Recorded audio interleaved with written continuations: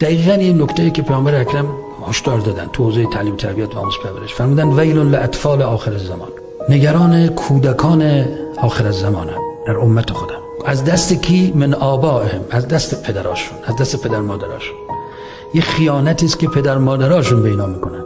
فقیل یا رسول الله من آبائهم المشرکین، پرسیدن منظورتون پدر مادرای مشرک و بیدین و لامذهبن بچه‌هاشون رو اذیت میکنن؟ فرمودن نه، من آبائهم المؤمنین، نه، از دست خانواده‌های مذهبی ناراحتن. پدر مادرای مذهبی، خانواده‌هایی که به اصطلاح متدینن، نگران بچه‌های خانواده‌های مذهبی هم در آخر الزمان. گفت چطور؟ فرمودن اولا بچه‌ها رو به لحاظ امکانات مادی سیر میکنن، همه چی بهشون میریزن، ولی نگران دین بچه‌هاشون نیستن.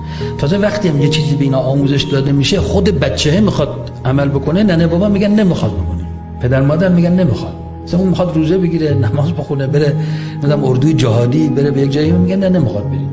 تمام آرزوشون در مورد بچه‌هاشون، وقتی میپرسی آرزو چیه در مورد بچه‌هات، میگه از خدا میخوام مثلا مهندس بشه، دکتر بشه، خونه داشته باشه، ازدواج کنه، مشهور بشه، پولدار بشه، بره خارج فلان، نه، زمین داشته باشه، امکانات. تمام آرزو مغز پدر و مادر این خانواده‌های به اصطلاح مذهبی توی همین حد، شعورشون در این حده. پیامبر فرمودن که فانا منهم بری و هم منی برآ، من اعلام میکنم من از اون پدر و مادر متنفرم و اونا هم از من متنفرن. من از اونا بیزارم، اونا هم از من بیزارن. خانواده‌های مذهبی آخر الزمان که بچه‌هاشون رو یه آدمای اینجوری، یعنی مفخر، خوشگذرون و با اهداف فقط مادی تربیت میکنن.